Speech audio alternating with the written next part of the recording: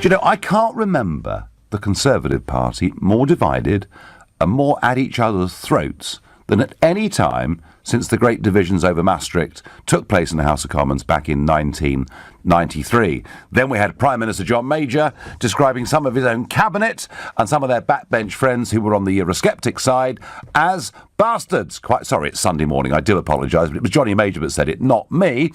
And I wonder what the Prime Minister now calls the dozen or so in the Conservative Party who now are not fighting this from a Eurosceptic position, they're fighting it from a Europhile. We must stay part of the EU position, and I bet there's some pretty rich language being used about those. And certainly, I mean, you know, Anna Soubry gets up in the House of Commons and you can hear it's her own side shouting abuse at her. So they are split. They are divided. And with the best will in the world, you know, I think that the Prime Minister is not exactly the greatest leader we've ever seen, even if that 16-year-old on the train this morning was wrong to say she was the weakest Prime Minister perhaps ever.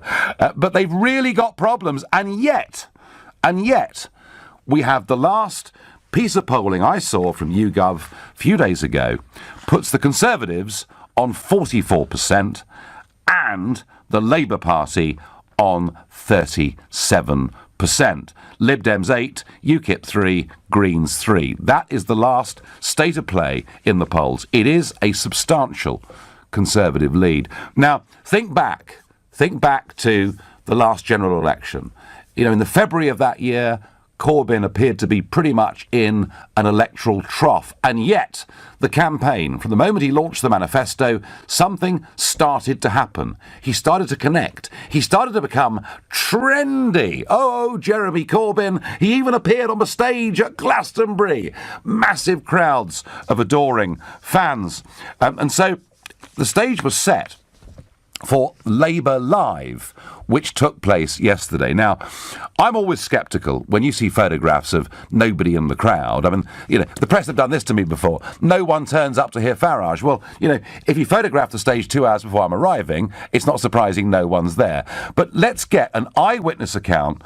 Paul Richards, commentator and pro-Labour supporter. Paul, you were there yesterday, is that right? No, that's not right, but I was following it very closely on Twitter all day long, and I just right. Okay, I got a sense of what happened. Yeah, because as I say, it's very easy to be unfair about an event. It's all about when you take the picture, and I saw some stuff in the Conservative press this morning, a big stage and about 4 people, and I'm sure that isn't quite true. No, it's not true. I mean, there were larger crowds towards the end of the event, and at the start of the event, 20 or 30 people, you know, easily taking a photograph, as you say. But the bigger point is, it was a 15,000 capacity venue. Yeah. Even if, you know, 2,000 or 3,000, 4,000 people turned up, it was exactly the wrong kind of venue for the event. And we think it's going to cost the Labour Party's members about £1 million. £1 million? To this. Because, you know, they were giving away tickets by the end. Some people £35, but others were getting them for free. There were free coaches laid on, busing people in from wherever they wanted to come from.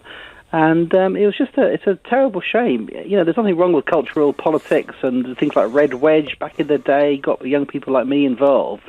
But if you build it around the personality of the leader and you organise it from party HQ, it's never going to be the same. And this, I'm afraid, was a bit of a white elephant. But that cult of personality, Paul, you know, there was a moment, perhaps there were a few months, you know, of last year when that cult of personality around Corbyn was really very strong, wasn't it?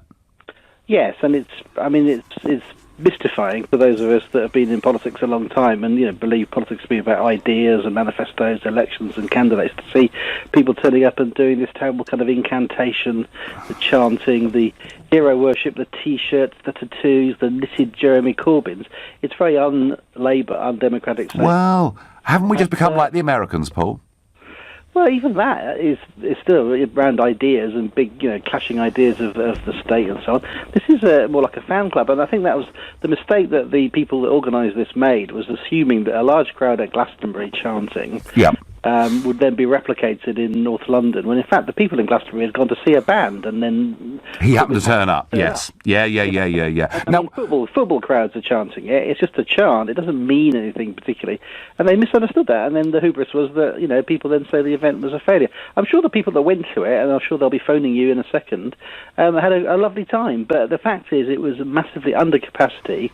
It was a grandiose event staged to fulfill this kind of egomania, and it's going to cost us all a lot of money. I remember £1 million quid. And Unite. Unite were bought up tickets, which they're then giving away as well. There was an ice cream van.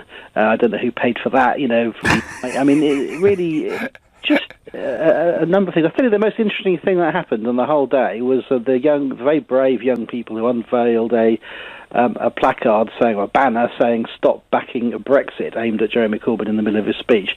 A courageous thing to do. They were jostled by crowd members and then bundled out. Well, that was brave. But Paul, what was the message from Corbyn's speech?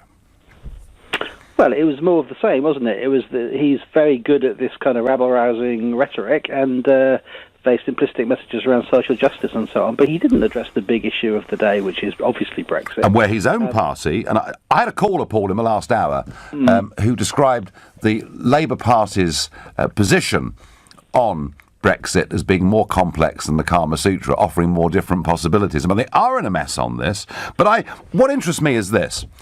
And you yourself, of course, are the author of How to Win an Election, the art of political campaigning, so you've studied these things in depth.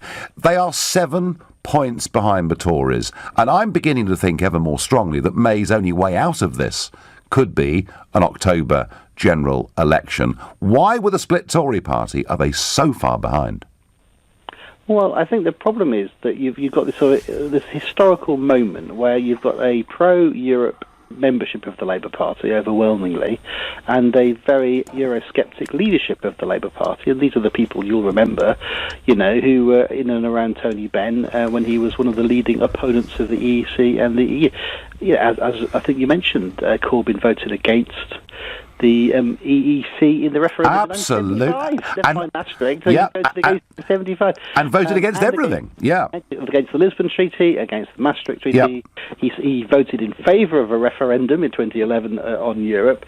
He called for Article 50 to be triggered immediately when most of us were still asleep on the morning after the result, and he's been marshalling his troops ever since to vote for a hard Brexit. So we've got a hard Brexiteer leadership, of the left, not of the right, but that is an honourable position that has been held by people on the left, but totally out of kilter with his own party membership and MPs, of course. So, and that's why you've got the mess we're in. They're trying to ride two horses at once. Yeah. The problem is you fall off both. Well, the Tories did this for years, Paul. The Tories for years tried to ride both horses to keep the party together, and in the end it became unsustainable, and Cameron had to make that pledge of a referendum. Paul, I thank you very much for your analysis. Thank you for joining us this morning. And that was Paul Richards, and he's a former special advisor of the Labour Party as well, so he knows the inside of this. And his analysis is straightforward. Labour's problem is Brexit. They're split. They're all over the place. And we so often, don't we, hear about the Tory party splits on Brexit. The truth is, Labour's got a massive problem. And whilst the membership of the Labour Party may be overwhelmingly pro-EU, I can promise you that in the West Midlands, in the North West, in the North East, in South Wales, through all my years of travelling and campaigning around this country, some of the strongest Eurosceptics are Labour voters and Labour families who come from those regions. And it was interesting because if you go back to the 2015 general election, when I led UKIP and they got 4 million votes, we had a bigger effect on the Labour Party than we had on the Conservative Party. Arguably, if UKIP hadn't been there, Miliband may well, have had a much, much better election performance. He would have had a better election performance. He could have become the Prime Minister. So I still think, whatever Labour do, they are still very vulnerable.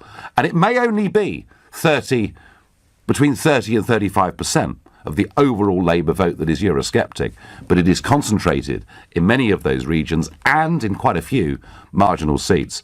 So what do Labour need to do? Why are they in so much trouble? Tell me what you think. Tell me if you think it's because they're split on Europe, and until they sort that out, they cannot win an election, particularly if one comes in October. Then call me on 0345 6060 973. Is it perhaps that the party's begun to look a bit extreme?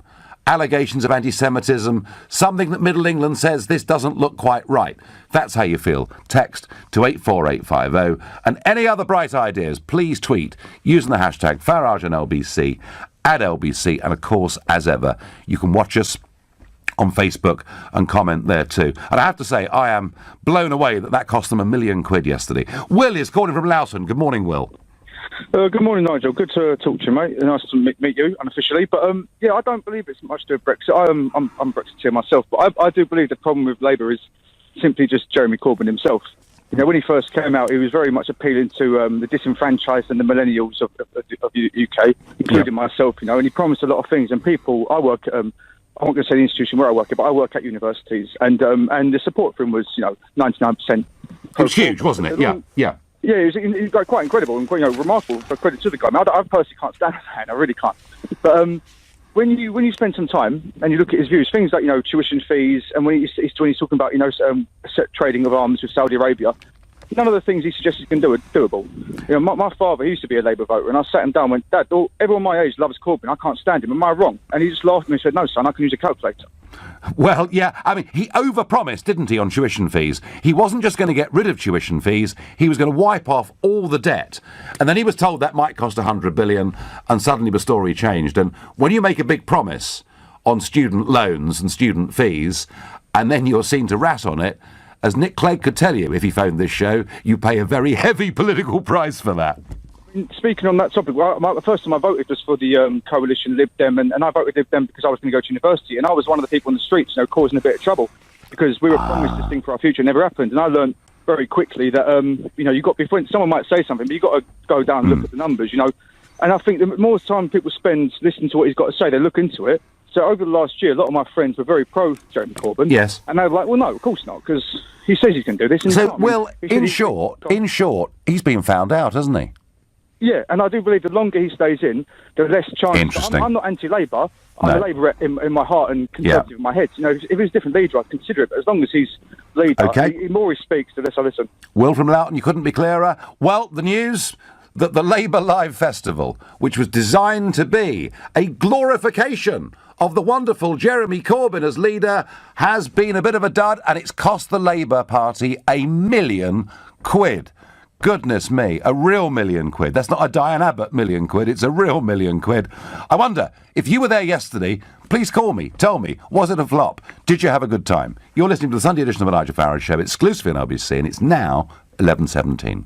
What's gone wrong? Glastonbury. There was Jeremy Corbyn. Tens of thousands of people cheering, whooping it up. I even had reports from a friend of mine who's got a nightclub down in Kent. He said, I've never seen anything like it. Saturday night, they're all on the dance floor. It's 1 o'clock in the morning, and they're all chanting, oh, Jeremy Corbyn. I mean, he seemed to be riding this wave of kind of rock star success, and yet, when the Labour Party themselves put on their own Labour Live concert, it ends up costing them £1 million. And they're 7 points behind in the opinion polls against a Conservative Party where half of them seem to absolutely hate the other half. But Labour, hey, they've got their own splits on Europe. They're not always as visible. They're not fought out on the public stage in quite the same way as the Conservative Party, but boy, they've got problems too. And somebody else who's got problems that is worth mentioning is Angela Merkel. Now, I have to say, she doesn't like me very much. In fact, whenever she meets me or sits opposite me at lunch or sits opposite me in the European Parliament, she looks as though she's just swallowed 3 lemons. So unhappy is she. In fact, she has always fought against anybody with a Eurosceptic opinion and anybody that thinks that immigration should be criticised in any way at all. And it's because of that she's in trouble. You see, what's happened in Germany is there is a newish political party called the AfD, the Alternative for Deutschland. And they are now having the same effect on German politics that UKIP had on British politics, with one difference. Their 4 million votes in the general election, or the equivalent of, got them 93 seats in Parliament. They scored exactly the same percentage as UKIP. They got 93 seats. And now the effect that's having on the Bavarian Conservatives, the CSU, is huge. And Horst Seehofer, who is the most senior member of the CSU, is now, and he's part of Merkel's government, he's the interior minister, he's now having an open public war with her over what the asylum policy ought to be. Merkel wants an EU solution. Seehofer wants a German solution, as Salvini in Italy wants an Italian solution, and indeed as Viktor Orban in Hungary wants a Hungarian solution. European politics is breaking and fracturing on the issue of immigration. The effect of the AfD in German politics is quite remarkable. It is possible that after her 13 years of rule, and in her fourth term, I could be speaking to you next Sunday and Mrs. Merkel may well have gone. And I promise you one thing, and I feel this in my heart, Merkel is yesterday's politics, Salvini is tomorrow's politics. But back to Corbyn. Why are they 7 points behind? Why are they in so much trouble? And on Twitter, Winston says to me, Labour's economic and Brexit policies are all wrong. They're the work of fantasists. Well, they certainly have some economic credibility problems. Let's ask Charlie, who lives in Danbury in Essex. Charlie, good morning.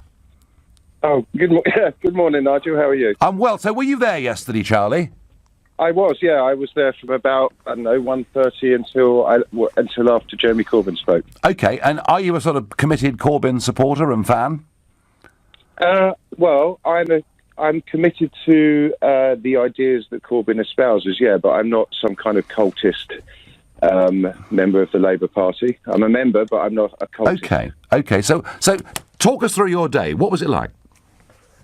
I thought it was pretty good. When I got there, I did think it was quite sparsely attended, to be honest. But that was because most of the action was going on in the tents. There were various tents there. The one I spent the most time in was the literary tent, where people were talking about socialist ideas and the future of the Labour Party, etc. Yeah. But when Jeremy Corbyn came on, there was quite a lot of people there, and it was a pretty good day. I met lots of people. Made some good contacts and really enjoyed myself. I thought it was fine. And what did Jeremy's speech? What was the one? What was the big sell from Jeremy Corbyn's speech?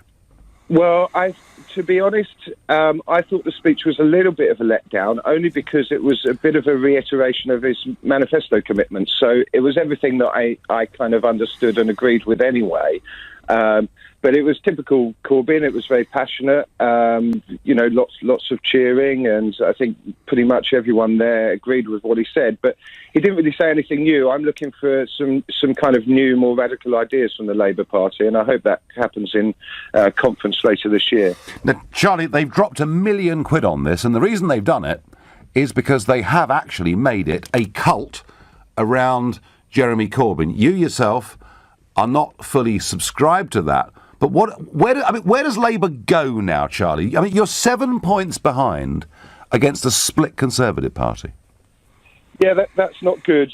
Well, can I just ask you to get your fact checkers on this £1 million figure, because I'm not convinced that that's necessarily true. Well, I got it from I got that figure from Paul Richards, who's part of Progress and a big Labour supporter. So I'm using him as a source.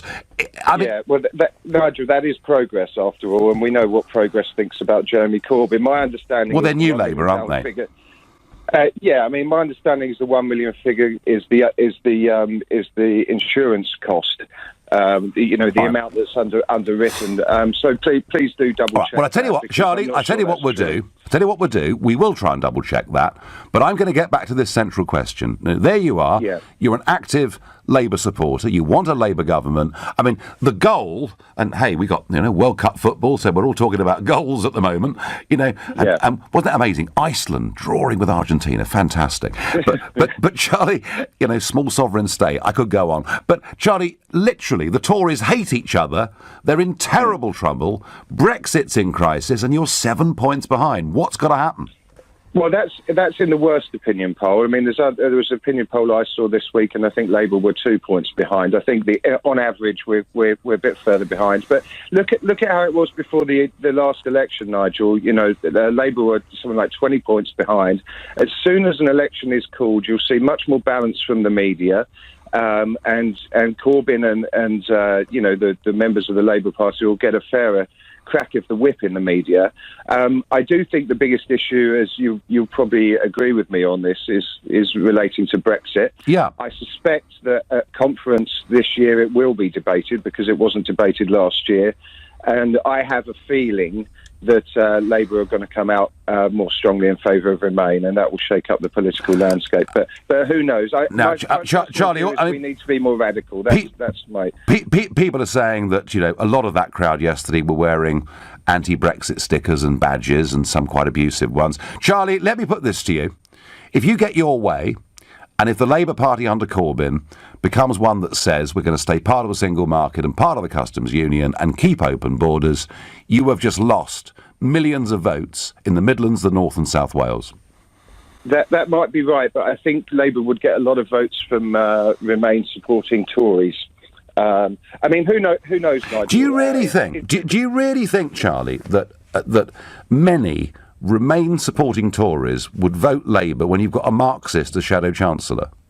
I do, and we'd Okay. also. I mean, if you look at what happened in Lewisham, and look at how many people went from Labour and the Tories to the Lib Dems.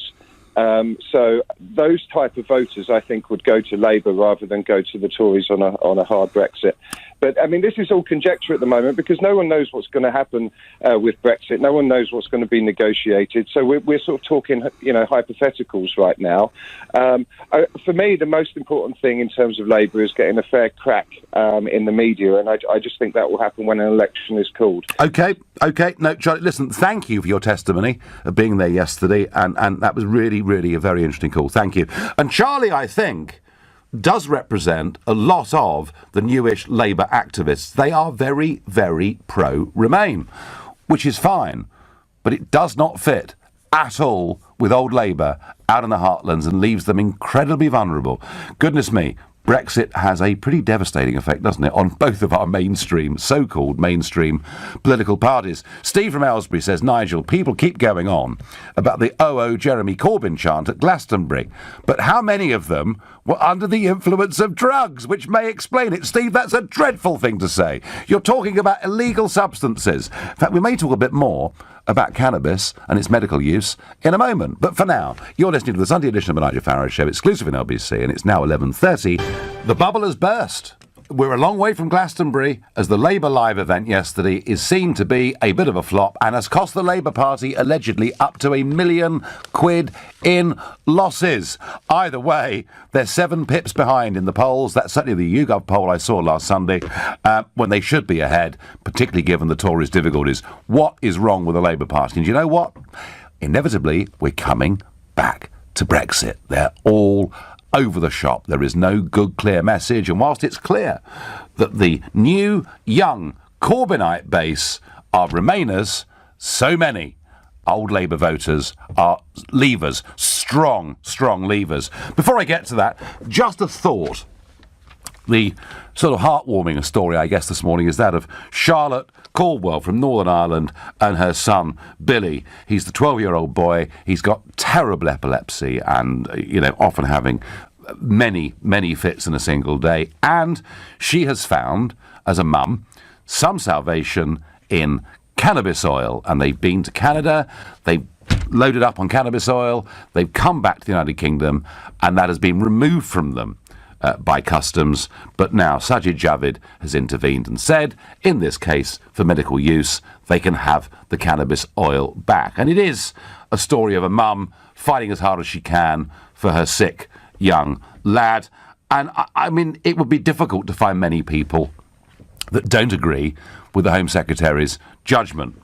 But it does open a very, very much bigger debate on cannabis, whether it's for medical use.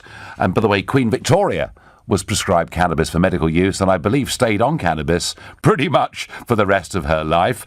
And that then opens up an even bigger debate about whether we think there should be the decriminalisation, perhaps even full legalisation of products like cannabis. I'm not going to go through it all here, but, you know, as someone that visits America a lot, I now see states where it has been, you know, it's completely there, legal, it's on open sale, and I think it's difficult to change the law and open up cannabis for medical use without having that bigger, broader debate. And I sense we'll be having it in this country far more quickly than many people think. Right, back to Jezza. The failure of the Jez Fest yesterday and why they're behind in the polls. David in Woking has an answer for me. Good morning. Good morning, Nigel. I wish I did have an answer. Something I don't understand, though, about Labour Remainers in particular is that they moan about corrupt banks, they moan about Tory austerity, and they say how that the leaving the EU will affect the youth of Britain. Yet they seem to forget that the EU has been imposing the most punitive austerity across the EU for at least the last 10 years. The banks have destroyed the Greek economy just simply to refinance the banks. And there is up to 65% or 60% unemployment across southern Europe within youth unemployment. So what is there? I'm not sure. Do you know, David, when I see a lot of young Labour Remainers out campaigning, I ask them, I didn't know you were so favourable towards Goldman Sachs. I mean, it is the very big multinationals and huge Wall Street investment banks that are the biggest supporters of the European Union project. You're quite right, and yet the Labour youth want it. And as a continued part of the European Union, you can't nationalise the railways, you can't massively increase public spend. I mean, the whole thing, David, just doesn't make sense. But it's got more, I think, to do with identity. And I think there is a segment of youth, predominantly urban, predominantly London, I would suggest, that have embraced something of a global European identity and see themselves as world citizens. I think that, David, is perhaps what it's about. You could well be right there, Nigel, but as far as Chameleon Corbyn is concerned, I think he's actually a secret Brexiteer. Because if you look at his history, he voted against joining the EEC, he voted against the Maastricht Treaty, he voted against the Lisbon Treaty. Can you tell me what has suddenly changed? Well, what's changed, David? What's changed is that he's the leader of a fanatically pro-EU parliamentary Labour Party. That's what's changed. So should he really be their leader? Well, hardly any of them wanted him to be leader. In fact, some of the people who helped get the 35 signatures to put him on the ballot paper did so out of sympathy, and then he shocked them all by winning. David, it is a real strange one. Corbyn's position against his own fanatical support, and why that, as you quite rightly say, why that fanatical youth support supports a European Union that is now being rejected by the youth in Italy and Austria and elsewhere remains a mystery. David, I thank you very much indeed for your call. Justine says to me, don't diss Jezza. Do you want Amuna, Adonis and Kinnock to take over? Well, I don't care, really. I mean, I just would like to know, honestly, what the Labour Party's position on Brexit is. That's what really matters to me. Nigel, if we have another election, I think people will be voting for their MP rather than their party. I'm not sure who that favours, says Steve in Croydon. Steve, sorry, mate, you're wrong. You're completely wrong. Most people who now vote in elections don't even know who their MP is. They're voting because they like Theresa May or they don't like Theresa May. Our system has become ever more presidential, and you know, those MPs who say, oh, I've been elected 5 times in my constituency. Well, the truth is, if it's a safe Labour seat or a safe Tory seat, a pig's bladder on a stick could get elected in those constituencies. That, I'm afraid, is what we have with first-past-the-post tribal politics. And I was interested today to see Frank Field, an article in the Sunday Telegraph, saying what I've been saying for a long time: abolish the House of Lords, have an elected Senate, but Frank, we need electoral reform in the House of Commons too. We really, really do. If May cause an election, I hope it's when the students are on holiday. Well, Canterbury, of course, was the classic example of that. Canterbury going Labour because of that student vote. I'm not bothered about where the students are when the next election comes. What I am bothered about is that they don't vote twice, because they were actually, many of them, openly boasting. They'd voted at their parents' residential address and they'd voted while they were at university, and that does need to be sorted out. Labour's problem is not with Brexit, it's with Corbyn. Centre Remainers like me want to vote for a pro-EU party but will not vote Labour. So it seems whichever way you turn on this, Corbyn has got massive, massive problems over the European question. He's 7 points behind in the polls. Why are Labour in so much trouble? Nobody so far has mentioned the anti-Semitism row. Nobody has mentioned, the fact that actually, perhaps, those continued allegations about extremists within the Labour Party and a blind eye being turned, maybe that is putting off Middle England. Maybe I've got that completely wrong. Well, heading towards the middle of England, Stoke-on-Trent's pretty much there, and Ray's on the line. Good morning. Morning, Nigel. So, what needs to happen? Why are they in so much trouble?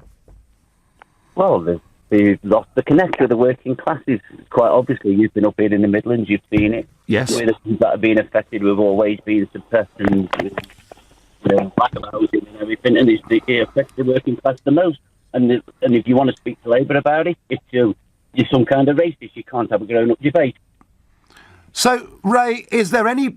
do you see, and you are right, there has been increasingly a disconnect between what we call the white working class, they're not all white, by the way, but the white working class and the North London Labour hierarchy.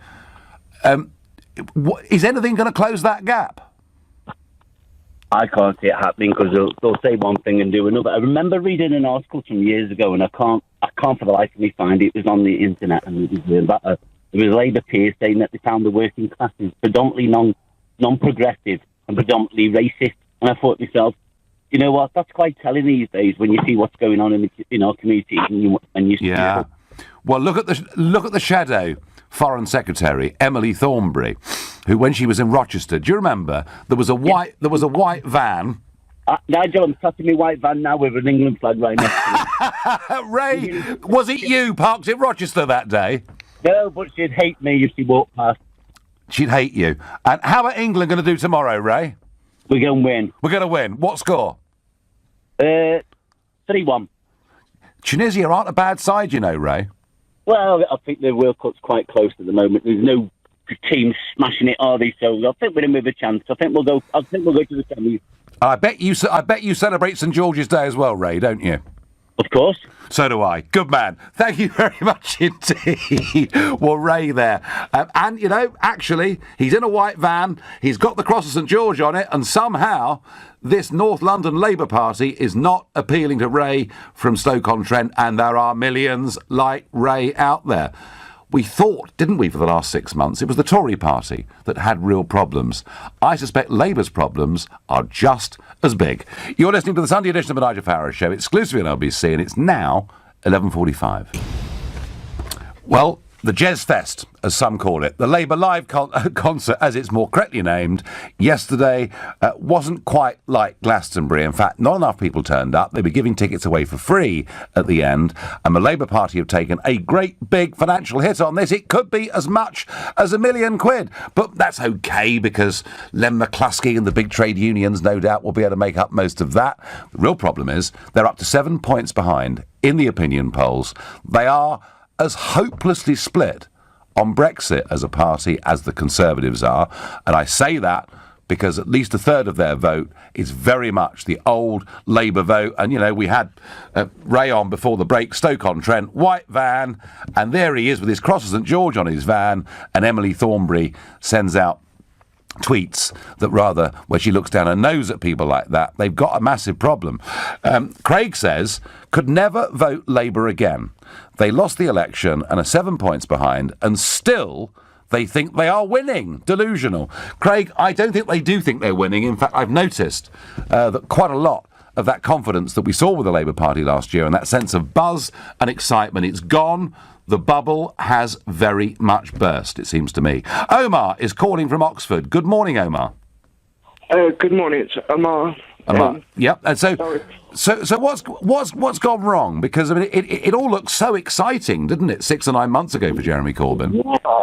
I think basically Corbyn, he's relying too heavily on the student vote. Obviously, with their short-term vision and their even short-term plans. Honestly, if you offer them pie in the sky, they're obviously going to vote for it. So I think that's basically. I think he's relying too heavily on the young vote. Yes, and because the evidence is, I mean, the polling evidence that came out said that actually, despite this buzz that we saw around Corbyn, still a majority of young people did not vote in either the referendum or the general election. So over-reliance on the youth vote may be a problem. But what does he have to do? What does he have to do to reconnect in the Midlands and the North with the old Labour vote? Well, I wouldn't know. I'm not a Labour voter, but what I think he's just offering pie in the sky sort of figures, everything like that, and it's not going to come true. I mean, if you offer someone something into power, it doesn't work in the long run. No, and of course somebody else has got to pay for it. So it's all well and good offering money to students, but the taxpayers got to pay for it. Omar, it's a very good point you make. Over-reliance on youth is Omar's point from Oxford. Difficult, I think, to disagree with that as a point. OK, 2 things about Saturday. Firstly, the tickets were too expensive originally. I wanted to go, but I couldn't afford it. Secondly, it was too local. Should have been a bit more centralised. Well, that means the location was tough to get to. So maybe somewhere in the middle of Birmingham might have been a better place to do it. I don't know. Or maybe somewhere more centrally in London would have been a better place to go for it. Jezza wants to run with the hare and chase with the hounds when it comes to Brexit, and Labour are losing Brexit voters and Remainers because of this. Mark says that to me on Twitter. And Mark, you may be right. You know, maybe this indecision means they're actually not appealing to people from either side of that great political divide, which, hey, makes life pretty difficult. James is calling from Haringey. Good morning, James. Good morning, Nigel. Good to talk to you. Good to talk to you. So they've got a few problems, haven't they? Quite a few, I would say. And yesterday, David Lammy and a Labour Party staff member kind of exemplified perfectly what free speech would look like under a Corbyn government. You've probably seen the footage. The Sun reporter asked him if the low turnout might be attributable to the anti-Semitism problem. I tell you what, James. Should we just listen to a little bit of David Lammy and the Sun reporter? Do you think, in part, the slow ticket sales could be due to the problem with anti-Semitism in the Labour Party?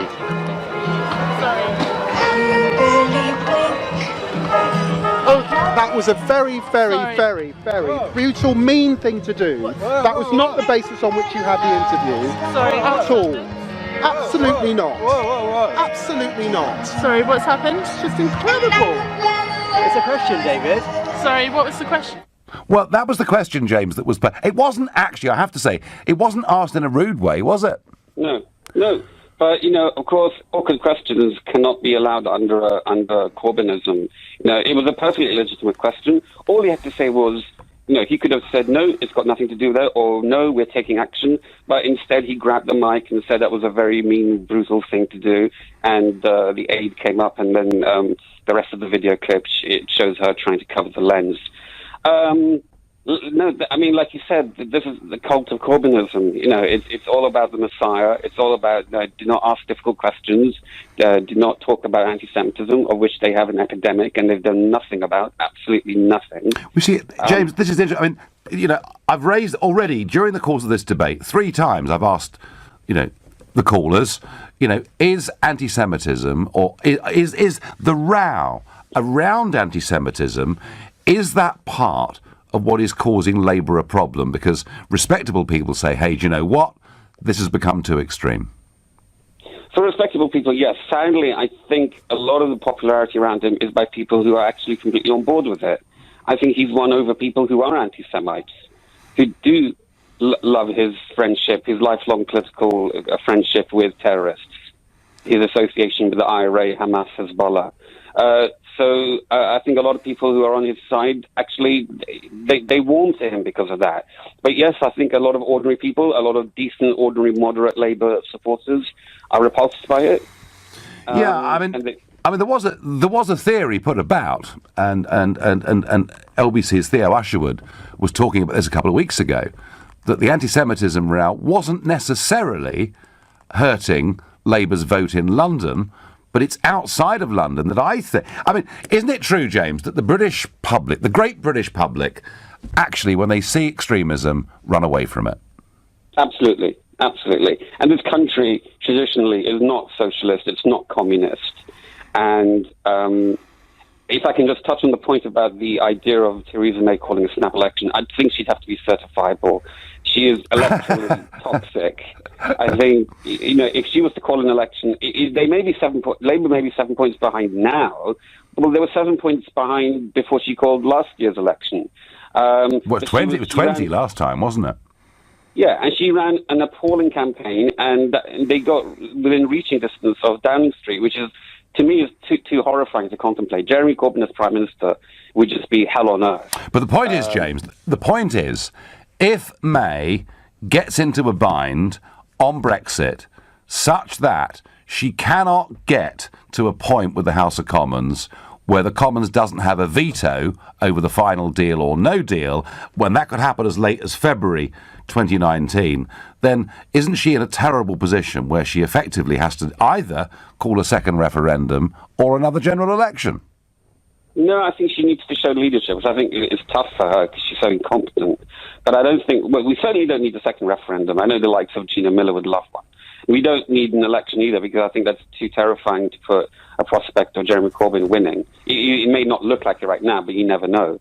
I think she should just try and show some leadership and carry through the wishes of the people. Well, yeah, OK. Is she capable of leadership, James? No. Sadly not. But we are where we are. What choice do we have? I mean, eventually, obviously, she'll have to be replaced as leader because she's terrible. But until then, what can we do? I mean, and Labour itself, as you've said, have got their problems. Corbyn is the party and Corbyn have got positions. James, there are not many Labour Eurosceptics in the House of Commons. We can kind of name them, can't we? It's Kate Hoey, it's Frank Field, it's John Mann, it's Graham Stringer, it's Kelvin Hopkins, and after that I'm struggling.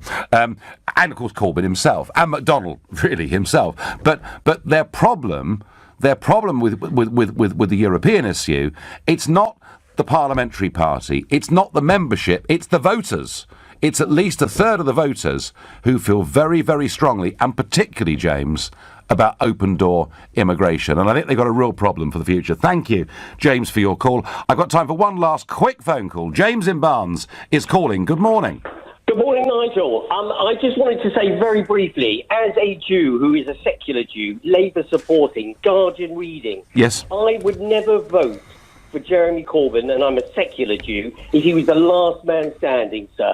As much as I dislike Theresa May, I wouldn't vote for him. Never, never, never. And I know a lot of people who are like-minded like me would never do so until they replace him with a sensible leader, like a David Miliband. And that will be so for you, James, the anti-Semitism is all too real, yeah? That's 100%, Nigel. And I think that as much as people I know cannot stand Theresa May, would never vote for him. And that's how in the last local election, I couldn't vote for the Labour Party. James, I have to say, I think this anti-Semitism row has done Labour more harm than they realise. They may not be feeling it in London, but out there in the country, I think it is doing them harm. The British people do not like anything that is tinged with extremism. James, I thank you for your call. Well, there we are. A Labour-supporting secular Jew who is not going to vote Labour.